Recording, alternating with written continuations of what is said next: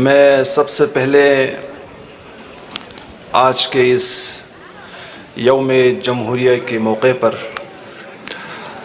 تمام دیش واسیوں کو مبارکباد پیش کرتا ہوں۔ ہمارے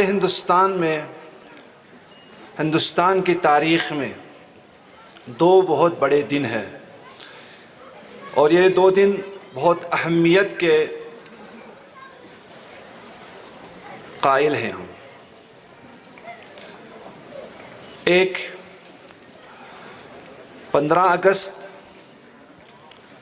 دوسرا ہمارا 26 جنوری۔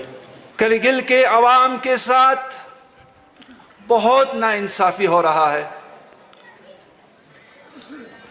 اور ہمارے اس آئین کے تحت جو ہمیں حقوق ملتا تھا ہمیں ان سب سے محروم کیا جا رہا ہے۔ یہ آئین ہمیں بتاتا ہے، ہم اس آئین کا احترام کرتے ہیں۔ یہ آئین ہمیں بتاتا ہے کہ ہندوستان میں رہنے والوں کو ہر ایک کو برابر کا حقوق ملنا چاہیے۔ کسی کو کسی کے اوپر ترجیح دینے کا کوئی حق نہیں ہے۔ ہم اس آئین کے تحت، اس آئین کے دائرے میں رہ کر ہم اپنے موجودہ حکومت سے اور یوٹی لداخ سے، ایڈمنسٹریشن سے، ہم بس اس آئین کے تحت رہ کر اور اس ترنگے کے نیچے رہ کر ہم اپنا حقوق مانگ رہے ہیں۔ ہم کوئی آپ سے کوئی زیادہ حق نہیں مانگ رہے۔ ہم یہ نہیں کہیں گے کہ ہمیں دے دو سب کچھ۔ ہمارا کہنا یہ ہے کہ ہم کو برابر کا حقوق دیا جائے۔ لیفٹیننٹ گورنر صاحب، آپ نے تو ہمیں وعدہ کیا تھا کہ آپ برابر کرگل اور لیہ کو برابر طریقے سے آپ ڈیوٹی دیں گے، کرگل میں بھی رہیں گے، لیہ میں بھی رہیں گے۔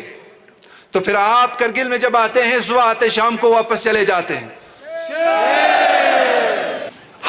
ہمارے ساتھ یہ وعدہ ہوا تھا جب ڈویژنل سٹیٹس دیا گیا، اس وقت جو ہم سے یہ وعدہ ہوا تھا کہ کرگل اور لیہ میں ہم برابر ایکول شیئر پر ہم ڈائریکٹرز بھی تقسیم کریں گے اور ڈائریکٹرز کے نام بھی لایا، ان کا جو ہے ڈیوٹی بھی معین کیا گیا۔ اس کے باوجود بھی پھر ہمارے کرگل کے عوام ایک کاغذ کے لیے پھر لیہ دوڑنا پڑتا۔